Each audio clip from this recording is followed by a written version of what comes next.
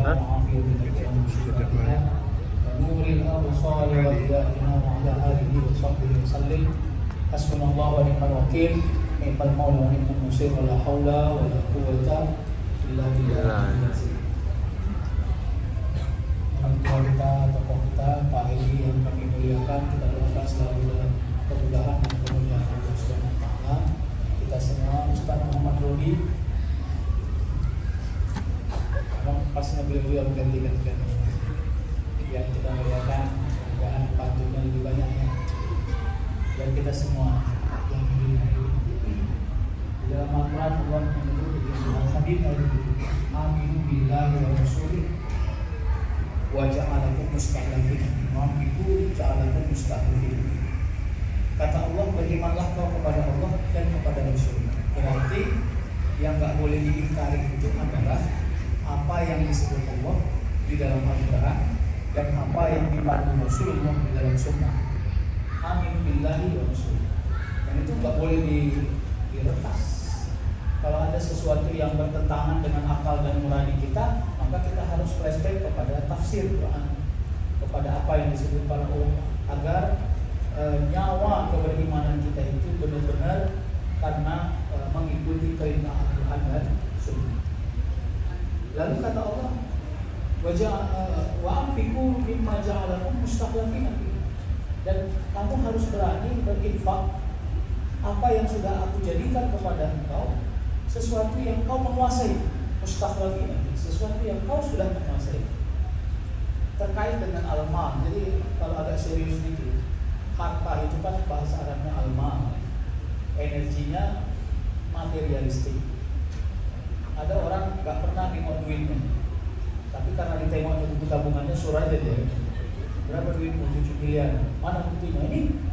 Nah, jadi kita ini padahal nggak pernah nengok duitnya. 7 miliar itu nggak pernah kita lihat, tapi karena ada buku tabungannya kita senang gitu. Jadi sebenarnya kita ini tenang dan senang pada hal-hal yang sangat simpel.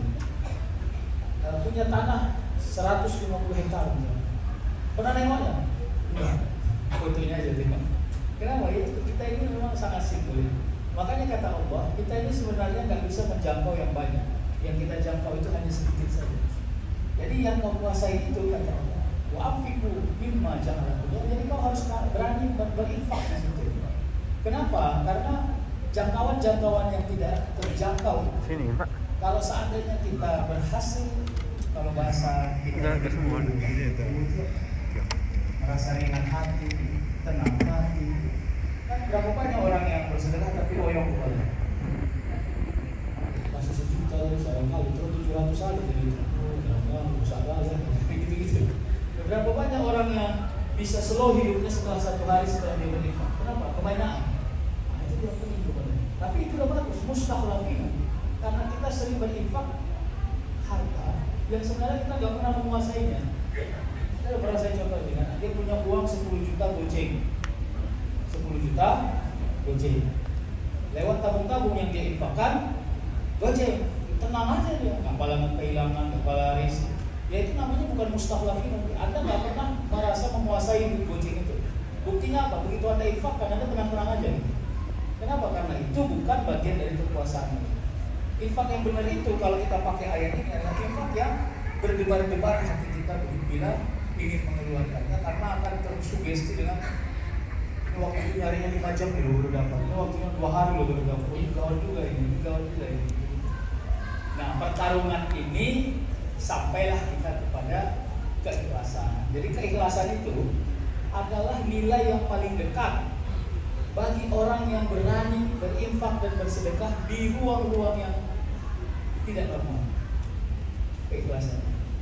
Jadi kalau kalian mau gimana lagi, Ustaz, edukasi, itu kan udah mulai kena keikhlasan, walaupun agak pening juga kepalanya. Tapi udah bagus. Dan yang paling menarik adalah dari sedekah dan infak ini, Allah memberikan ruang pengecualian. Kalau ada orang yang belum ikhlas bersedekah, itu udah bagus. Jangan berhenti bersedekah meski belum ikhlas. Jangan. Kenapa? Karena orang bersedekah itu 2 nilai. 1 sedekahnya, 2 keikhlasannya. Kalau dia belum ikhlas, dia dapat 1 manfaat dari sedekahnya meskipun belum ikhlas. Jadi ini menjadi berkah. Yang ketiga, ya, bahwa matematika rezeki bagi orang yang anfaqu, ya, mimma razaqnahum, ya, yang menafkahkan sebagian rezeki datangnya dari Allah itu, matematikanya adalah matematika pengurangan. 10 kurang 4 sama dengan 6. Tapi kalau dalam matematika rezeki, 10 kurang 4 sama dengan 4. Kenapa? Karena 10 harta dunia kita, 4 yang kita keluarkan di jalan yang hak, maka 4 itu pula lah yang abadi menjadi hakiki dari rezeki kita, harta, hakikatnya harta kita. Nah, ini harus nempel di kepala kita sebagai doktrin. Kalau enggak, ya memang juga kita pikirkan itu. Mana mungkin saya memberikan sesuatu yang tak saya manfaatkan? Itu logika yang paling energi. Ya, jadi katanya tuh di dalam hisab yaumil hisab nanti itu, sedekah-sedekah yang kita berikan itu, infak yang kita berikan itu seperti, kalau dalam satu riwayat katanya seperti awan yang mencoba melindungi perjalanan hisab kita gitu. Ada yang menyebut seperti burung yang raksasa yang mencoba melindungi kita. Melindungi konteksnya apa? Ya karena kita lupa kalau kita pernah punya sedekah gitu. Begitu dia menghisap, justru dia menjadi pelindung. Secara doktrinal harus yakin kalau enggak bahaya. Kalau sedekah hanya pakai rasional, nggak akan ada orang yang mau sedekah. Serius. Makanya sedekah itu kita geser dari ruang yang rasional menjadi suprarasional.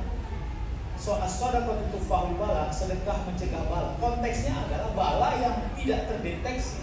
Kalau bala yang terdeteksi bisa kita hindari. Ada ular, nah bala hindari kan bisa. Udah, namanya terdeteksi. Bala yang tidak terdeteksi, pernah tahu nggak? Aturannya kita ini punya potensi disenggol orang naik kereta. Nah, jadi aturannya ularnya dari belakang nggak nampak awak. Ularnya rupanya lagi demam, nggak jadi dia jatuh awak.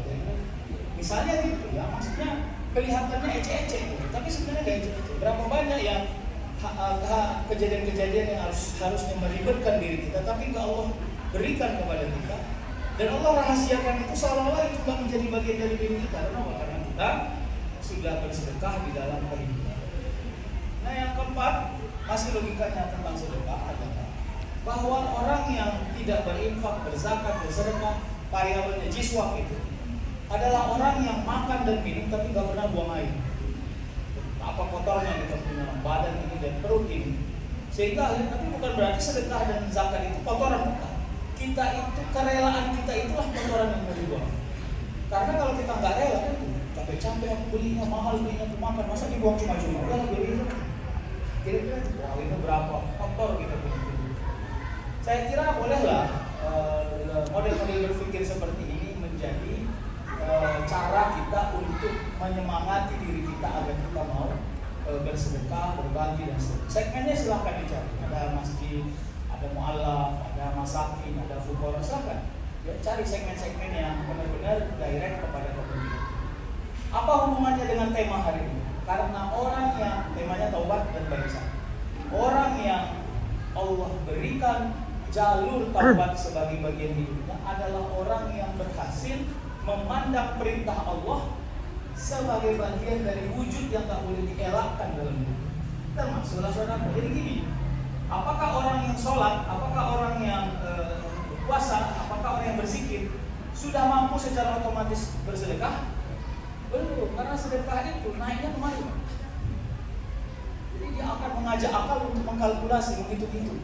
Nah, ini beratnya, situ beratnya. Jadi makanya kalau orang yang bisa sedekah, sholat, puasa, zikir, dan bisa bersedekah sempurna sebenarnya. Sempurnanya apa? Karena dia berhasil menerjemahkan amanu wa amilus sholih. Amanu itu vertikal, amilus sholih itu horizontal.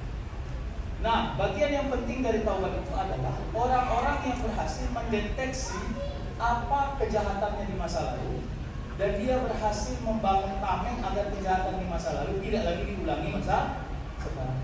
Salah satu cara mengenalinya adalah orang yang sudah mulai merahasiakan dosa-dosa masa lalu. Jadi dia nggak bangga kalau dia menceritakan siapa dia dulu. Tahu nggak siapa di kampung itu, kampung mabuk, raja mabuk, coba. Oh begini nih orang ini. Sekarang aja udah tobat. Dia masih bangga gitu. Sebenarnya dosa yang lalu harusnya dirahasiakan. Kenapa? Khawatir orang masih mengenang baik kejahatan-kejahatan kita. Dan itu akan menutup kendali husnul khotimah. Karena salah satu nilai dari husnul khotimah itu adalah orang-orang yang menyaksikan hidup kita sepanjang kita hidup berhasil meyakinkan dirinya kalau kita adalah orang baik. Makanya kalau orang wafat itu kan bagaimana kesaksian kita kepada si mayit, itu bagian dari ikhtiar husnul khotimah. Ya, sampai-sampai kalau di kampung di Mendeling sana, di kampung Penyambungan itu kalau ada orang yang wafat, maka dipanggil santri-santri naik bus ARS gitu, naik bus Mawar Selatan gitu, untuk ikut mensolatkan. Bagian dari ikhtiar ya. Karena katanya kalau ada 40 orang lebih dari satu saja, 41 ke atas, bersaksi orang ini wafat dengan baik, berdoa atas keampunan kepada dirinya, maka Allah kabulkan salah satu doa di antara mereka. Ya, tapi sifatnya ikhtiar ya, nggak ada yang bisa kita pastikan dalam kehidupan. Penutup, Bapak Ibu yang dirahmati Allah, saya udah lihat ada tabel zakat di depan. Saran saya jangan lupa zakat. Dan ingat ya, zakat fitrah itu adalah zakat yang paling minimalis. Nggak bisa kita hanya mengandalkan zakat fitrah. Zakat mal itu adalah tanggung jawab kita. Tentang cara menghitungnya sudah banyak aplikasi yang bisa menghitung itu. Silahkan lebih teknis boleh. Tapi saya mau ajak kita untuk berdamai dengan rasa pelit kita tentang apa yang sudah Allah berikan, harta dan kebaikan di dunia Allah ini, untuk kita bisa bersedekah, berinfak, berzakat tentunya di jalan Allah Subhanahu wa taala.